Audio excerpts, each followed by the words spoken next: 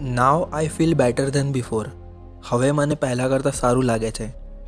संजय रावल इस बुक के ऑथर है. कौन है संजय रावल और हमें ये बुक क्यों पढ़नी चाहिए? संजय रावल एक गुजराती मोटिवेशनल स्पीकर है जो mainly fearless life and personality development ये स्पीच देता है. उसके अलावा वो एक बिजनेसमैन है, बिल्डर है एंड फिल्म प्रोड्यूसर है. ये बुक की ऑडियो बुक या ये बुक का रिव्यू क्यों, इसमें क्या खास है? इसमें वही बात है जो संजय रावल के सेमिनार में होती है, fearless life and personality development. इस बुक को खरीदने का लिंक मैं डिस्क्रिप्शन में दे दूंगा. आप इसको हिंदी में फ्री में सुनना चाहते हो तो कमेंट कर देना, मैं पूरी बुक का ऑडियो हिंदी में बना दूंगा. चलिए शुरू करते हैं. इस बुक की कुछ खास इम्पॉर्टेंट बातें.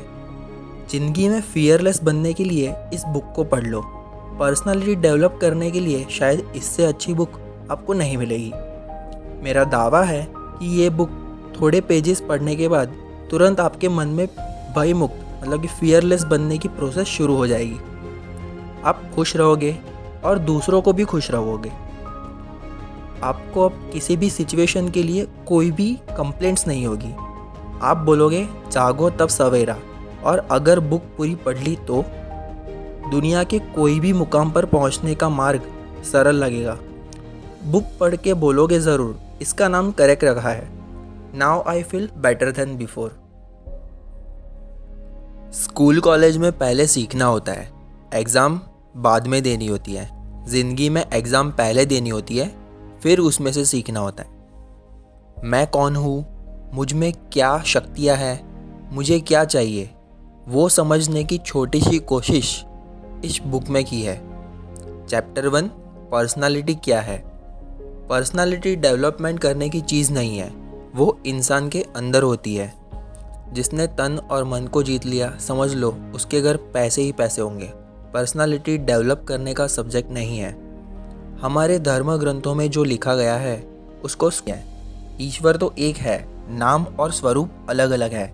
एक अच्छी सी लाइन लिखी है, जाहिद पीने दे मुझे शराब मस्जिद में बैठकर, या फिर वो जगह बता जहाँ खुदा न हो. किसी को मदद करने के लिए उठा हुआ एक हाथ प्रार्थना करने के लिए उठे हुए 2 हाथ से बड़ा होता है. ईश्वर आपकी प्रार्थना का उत्तर दे तो समझना वो आपके साथ में है, और वो देर करे तो समझना आपके पेशेंस का टेस्ट हो रहा है और वो काम आप खुद ही कर सकते हो. सारी बस्ती का खुदा होता है जिसका दरवाज़ा हमेशा खुला होता है. अपने ईश्वर को ये मत बताओ कि तुम्हारी तकलीफ़ कितनी बड़ी है, पर तकलीफ़ को ये बताओ कि तुम्हारा ईश्वर अल्लाह गॉड कितना बड़ा है. हम जिसको दुख, तकलीफ़, कष्ट समझ रहे हैं, संभव है कि कुदरत ने हमें ज़्यादा होशियार, ज़्यादा नम्र बनने और दिल से ज़्यादा अच्छे बनने के लिए दिया गया एक अनुभव हो. हे प्रभु, मेरे मन में पैदा हो रही इच्छाओं में मेरी आत्मा के लिए फ़ायदेमंद न हो ऐसी कोई भी इच्छा मेरी लाख मेहनत के बाद भी सफल मत होने देना. भगवान का मार्ग शूरवीर का है, किसी कायर का नहीं.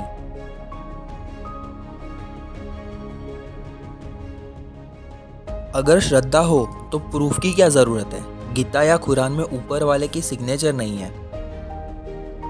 God, when I lose hope, help me. I remember that your love is greater than my disappointments and your plays for my life are better than my dreams. हे प्रभु, संजोग खराब हो तो सुंदर तरीके से कैसे जीना वो मुझे सिखा. सारी बातें सही ना जा रही हो तो स्माइल और खुशी कैसे नहीं गंवाने वो मुझे सिखा. परिस्थिति गुस्से को बढ़ाए वैसी हो तो शांत कैसे रहूँ वो मुझे सिखा. काम बहुत कठिन लग रहा हो तो फोकस से उसमें कैसे लगा रहूं वो मुझे सिखा. लाख बुराइयों की बारिश हो रही हो तो कैसे मेरे फ़ायदे की बातें ग्रहण कर लूं वो मुझे सिखा. प्रलोभन और तारीफ़ों के बीच तटस्थ कैसे रहूं वो मुझे सिखा. चारों तरफ से मुश्किलों से घिर जाऊं, श्रद्धा ना रख पाऊं, मन निराश हो जाए, तब धैर्य और शांति से राह कैसे देखनी है वो मुझे सिखा. तेरी मर्जी के बिना पत्ता तक नहीं हिलता, ये दुख भी तूने ही दिया होगा. तो उसे खुशी से मैं कैसे स्वीकार करूं, वो मुझे सिखा।